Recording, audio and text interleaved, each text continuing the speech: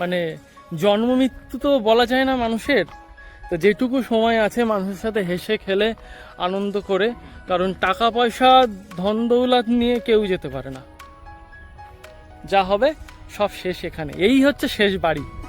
তো ভিডিও করব করে আজ নয় কাল, কাল নয় পরশু, পরশু নয় তরশু, এরকমই হচ্ছে।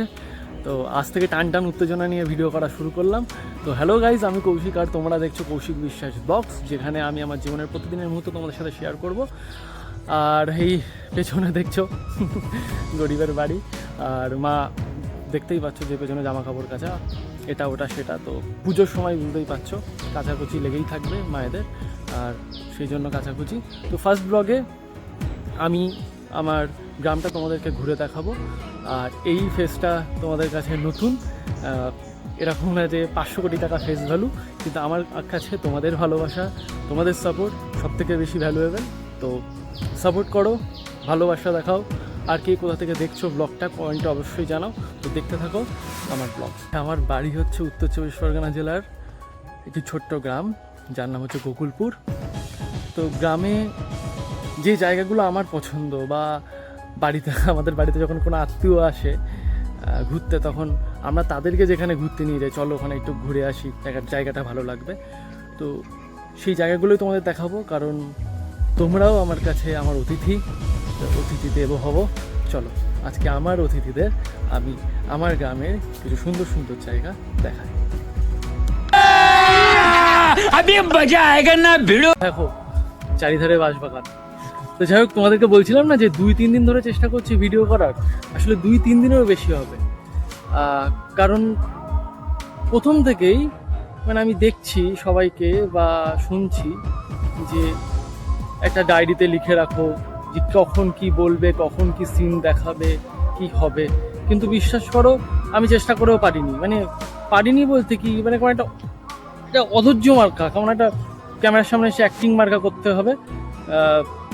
একটা আমি যে শব্দগুলো বলছি, আমি তুতলে যাচ্ছি হয়তো, বা জানি না কেমন শোনাচ্ছে, এখানে একটা শব্দ আমার লেখা নেই, মানে কোথাও লেখা নেই একটা শব্দ যেখান থেকে আমি লিখে নিয়ে এসে বলছি বা আমি লিখে রেখেছিলাম। সেই জন্য হতে পারে যে আমি তুতলে যাচ্ছি, হতে পারে যে গুছিয়ে বলতে পারছি না, কিন্তু এরকমটাই আমি। তো তোমরা একটু মানিয়ে নিও। আর এই যে এই রাস্তাটা দিয়ে আমি, আমার বাড়ির রাস্তা, এই রাস্তাটা দিয়ে আমি এলাম, আর এটা আমাদের মেন রোড। মেন রোড মানে এটা যেহেতু ঢালাই রাস্তা সেই জন্য মেন রোড বলছি, এটা মেন রোডটা, এখান দিয়ে আমরাই যাতায়াত করি, কোনো 10 টাকার লরি বা বড় গাড়ি যাতায়াত করে না। তো চলো সামনে চলো।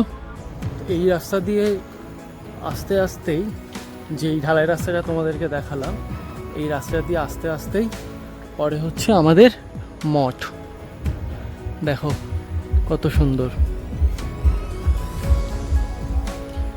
তোমার যখন মঠে মহোৎসব হয়, তো অনেক গেটটা দিই, অনেক দূর দূরান্ত থেকে সবাই আসে, বেশ মজা হয়। আমরাও থাকি, প্রসাদ বিতরণে দারুণ মজা। তোমাদের এরিয়ায় বা তোমাদের এলাকায় যাদের মঠ আছে তারা জানো যে মহোৎসবে কেমন মজা। সেদিন মানে যে যেখানে থাকুক না কেন সবাই ছুটি নিয়েই বাড়ি আসে। আর এই মহোৎসবের খিচুড়ি, আহা! খিচুড়ি যারা ভালোবাসো তারা লেখো তো নিচে, কারা কারা খিচুড়ি খেতে ভালোবাসো। এই দেখো এখন বন্ধ আছে দরজা, কারণ বিকেল 4টের দিকে খোলে।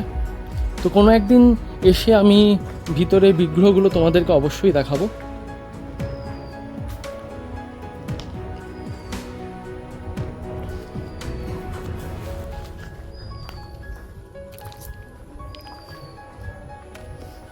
ওই যে ওখানে মহারাজরা থাকেন, মহারাজদের ঘর।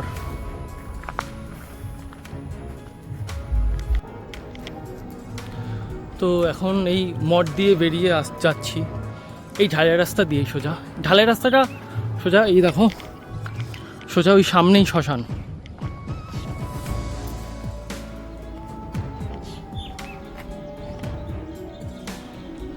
এই জায়গাটা দেখো কত সুন্দর।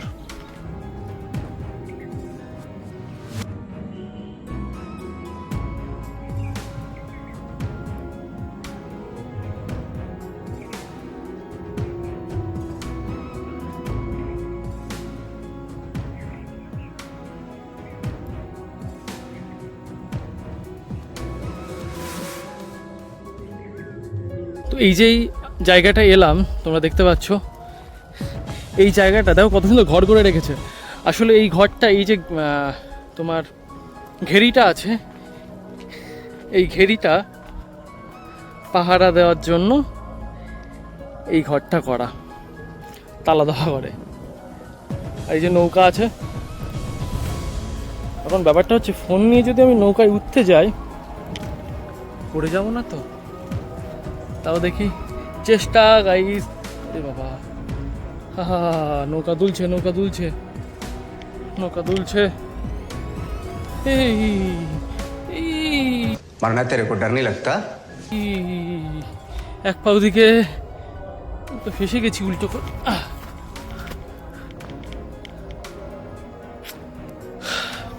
টাফ ব্যাপার খুব। ওই যে একটা দেখো সরু সুতো দিয়ে বাঁধা আছে, সেই সরু সুতো যদি কেটে চলে যায় আমি তো ভেসে চলে যাব। আমি যেখানে দাঁড়িয়ে আছি এটা শ্মশানের রাস্তা। আমার সবথেকে প্রিয় জায়গা, মানে যতই দুঃখ কষ্ট হোক না কেন, যদি এখানটায় এই গাছতলায় এসে বসে থাকি তো তার মতো শান্তি আর কোথাও নেই। এই যে পেছনে মায়ের মন্দির, আর এই পুরো জায়গাটাই শ্মশানের এরিয়া। আর আমার পেছনে যেই জলাশয়গুলো দেখতে পাচ্ছ আসলে এগুলো ঘেরি প্রত্যেকটা। মাছ এখানে প্রচুর আছে, প্রচুর মাছ। এগুলো হচ্ছে মাছের ঘেরি বলে, কেউ ভেরি বলে, একই। আর এই যে রাস্তাটা, এই রাস্তাটা সোজা গেছে একদম সামনের দিকে, যেখানে আমাদের ইছামতি নদী। হ্যাঁ যেটু একটু ভিডিও করছি। সাইকেল নিয়ে এসছো বাবা, অতটা ঘাস। এই যে আমাদের নদী, ইছামতি নদী। এই নদীটাই বসিরহাটে যাদের বাড়ি তারা জানবে, বসিরহাটে এই নদীটা অনেক বড়। আমি এই নদীটা এখান থেকে দেখেছিলাম, এই যে একটা ডোবা মতো আছে, এখান থেকে শুরু করে ওই পার পর্যন্ত দেখেছিলাম। কিন্তু এখন নদী ছোট হতে হতে এইটুকুই হয়ে গেছে, এখন তো অনেকে হেঁটেও পার হয়। মানে কি আছে জীবনে অহংকারের? কি হবে চারতলা বাড়ি, দুতলা বাড়ি, টাইলস বসানো, পাথর বসানো বাড়ি? কি হবে ঘরে এসি? কি হবে নরম মাথার বালিশ? কি হবে মোটা গদি? সেই মরে যাওয়ার পরে এখানেই আসতে হবে। আর নরম গদি না, কেড়ে নেবে আত্মীয় স্বজন, স্বজন পরিজন কেড়ে নিয়ে এইখানে এই কংক্রিটের উপর শুইয়ে দেবে, তারপর ওখানে ভস্য, কিচ্ছু নেই। তাই যতদিন বাঁচা যায় আনন্দে বাঁচা যাক, যতদিন মানে জন্ম মৃত্যু তো বলা যায় না মানুষের, তো যেটুকু সময় আছে মানুষের সাথে হেসে খেলে আনন্দ করে, কারণ টাকা পয়সা ধন দৌলত নিয়ে কেউ যেতে পারে না। যা হবে সব শেষ এখানে, এই হচ্ছে শেষ বাড়ি। চলো, তো ব্লগটা তোমরা সবাই দেখতে থাকো। এখন বাড়ি গিয়ে সব থেকে ইন্টারেস্টিং যেটা দেখাবো তোমাদেরকে, আমার রানীকে দেখাবো। চলো, বন যা তু মেরি রানী, महल बना दूंगा, सुन मेरी रानी रानी, बन मेरी रानी रानी, शाहजहान में तेरा दिल मुमताज बना दूंगा। ভুলভাল লিরিক্স বলে দিলাম হয়তো। চলো,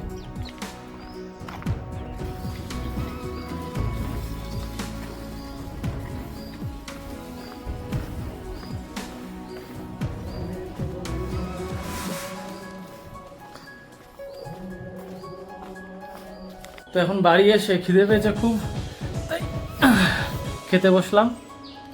এই দেখো প্রিয় খাবার, আলু ভাজা, পান্তা আর একটা কাঁচা লঙ্কা। একটা পেঁয়াজ হলে ভালো হতো, কিন্তু থাক, এখন আর নেবো না।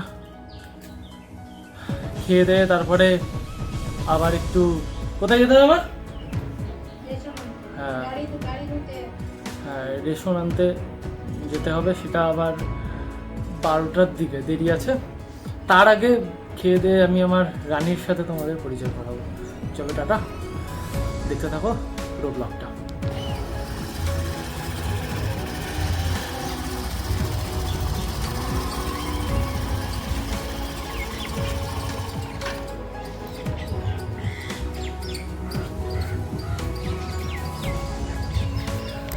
তো গাইস, আমার রানী দেখো, আমার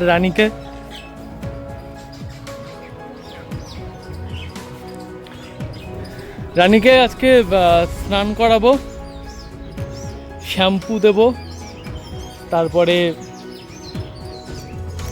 ক্রিম মাখিয়ে ময়শ্চারাইজ করব, ইত্যাদি ইত্যাদি অনেক কাজ বাকি। আমি একে রানী বলে ডাকি একটাই কারণটা অনেক সিম্পল, তোমরা জানো। যারা যেসব ছেলেরা জানে যে তাদের মানে আচ্ছা, এটা রানীকে এখানে রাখি, এটা আমার একটা ভুল। তোমরা বলতে পারো, বলছো রানী রাখছো এই ঘরে, নিজের কাছে কেন রাখো না? তো এটা রানীর থাকার জায়গা। এটা ভাইয়ের সাইকেল আছে, আর এখানে আমাদের কিছু জিনিসপত্র, হাবিজাবি জিনিসপত্র এগুলো থাকে। তো ব্যাপারটা হচ্ছে যে প্রত্যেক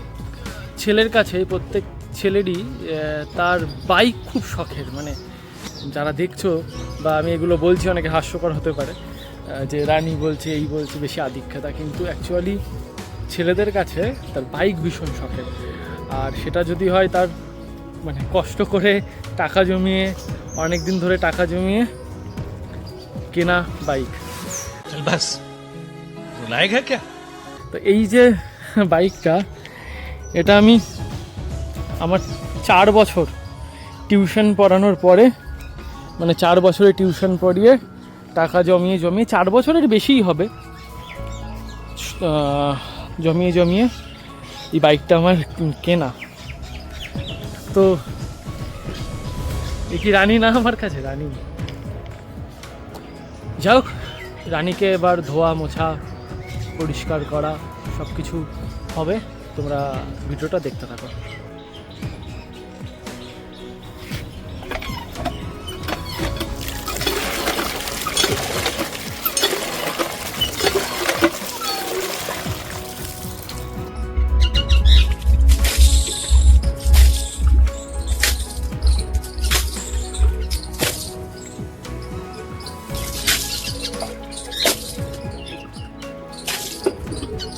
তো হয়ে গেছে রানীকে স্নান করানো, ধোয়া মোছা কমপ্লিট। এবার একটু ক্রিম লাগাবো আর একটু কালার করতে হবে, কারণ কিছু জায়গায় রং উঠে গেছে। এই যে এই স্ট্যান্ডে, ক্যামেরায় বোঝা যাচ্ছে না হয়তো ভালো করে, স্ট্যান্ডে গেছে আর এখানটা একটু গেছে।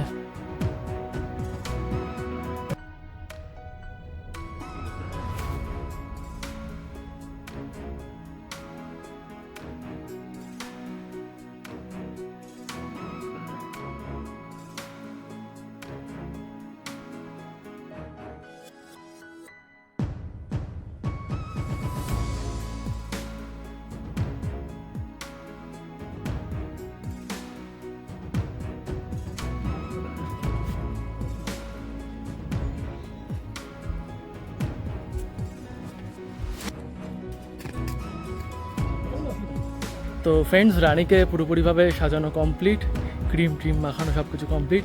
দেখো আমার রানী কেমন চকচকাইছে, দেখো।